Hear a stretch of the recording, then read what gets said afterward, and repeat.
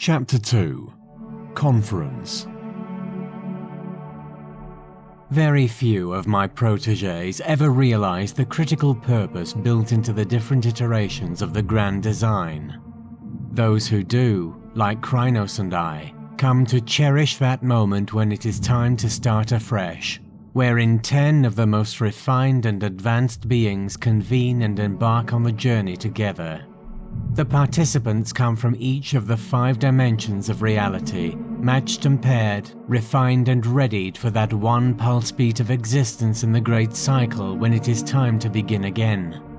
What better way is there to travel through infinity towards that elusive goal of eternity? Who, having been a part of the grand design, would turn down the chance to be both guide and guardian when the cycle starts again? Caleria, Musings on Eternity.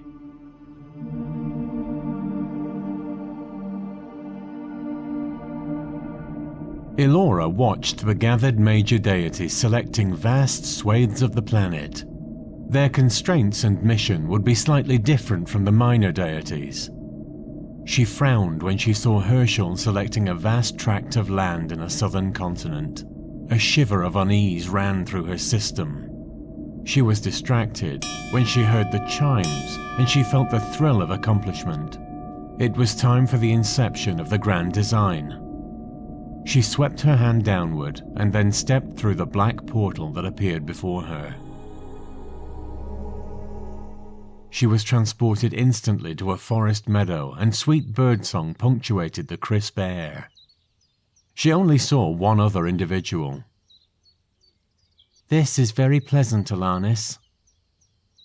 Much better than the white marble amphitheatre where the major deities did their selection and instruction.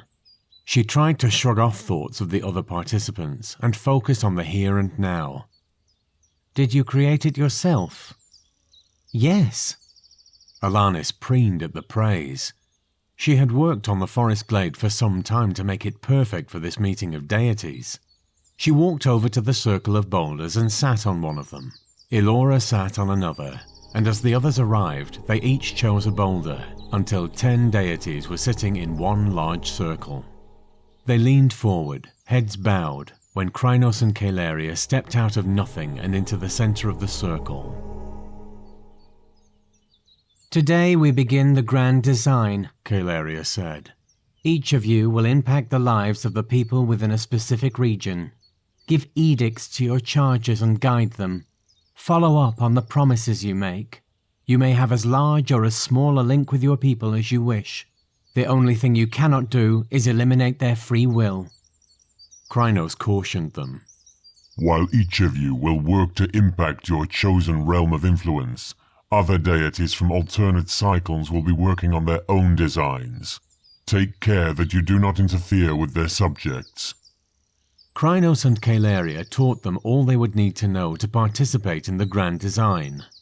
Time itself ceased for this critical instruction, as those who were gathered for the inception of the project absorbed the information necessary for success. When they finished, each of the 10 deities was fully prepared, ready to take the first irrevocable step. The 2 instructors stepped to the side, and in the center of the glade a small, nearly colorless globe now floated, representing the planet upon which the grand design would play out in all its intricacies. Pastel shades colored some of the land masses and seas, indicative of the areas claimed by other deities who had already been through instruction. When she first saw the globe, Elora felt a surge of pride. This was her contribution to the grand design, her belief in what would make the true difference to success or failure. This time there would not be 1, but 2 layers of deities responsible for interacting with the citizens of this world. The interactions between the major deities, who had already chosen their regions, and the minor deities, seated in this circle and awaiting the chance to make their selections, was, she hypothesized, the missing ingredient from all previous iterations. Each deity took turns choosing a small region of the planet within which they would have the ultimate authority. They could extend their influence beyond the boundaries of their region, but only to those who were tied by blood or faith to their chosen domain. When it was her turn, Elora hurried to the small globe and settled her hand over a small island in a vast inland sea. Her theory was that it would be easier to control the interactions of her people and those of the greater world if they were on an island, easier than their landlocked counterparts at least. Her grand design required her subjects to remain somewhat isolated in the infancy of civilization, much easier to achieve with an island than it would be with a region on one of the larger continents. She returned to her seat and relaxed as she switched her attention to those still awaiting their turn. Faloran ran his fingertips over a mountainous region in the largest landmass, and Paldea picked a coastal region quite close to Elora's island. Krynos looked around the circle of deities, settling on Zenta. "What region do you select?" he asked her. Like the others, Zenta did not hesitate. She approached where Krynos stood next to the globe. The 9 regions each pulsed with the colors of their respective deities. I choose to forego the role of deity and instead take on an advisory role.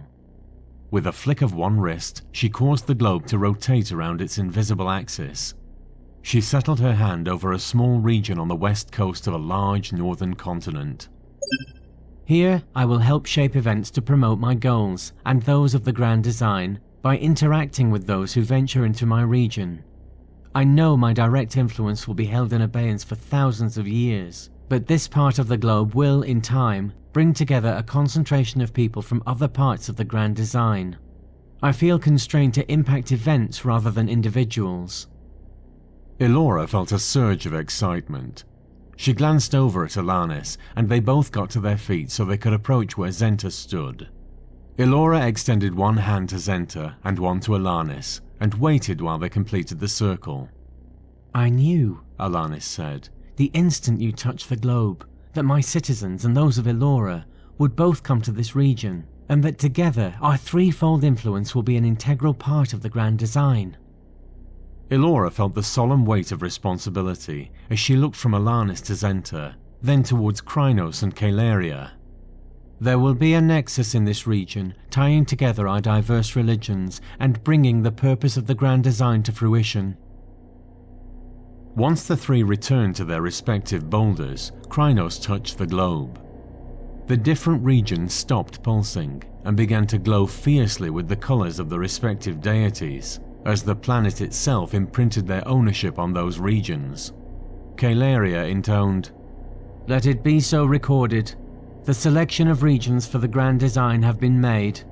We shall reconvene at the appropriate time."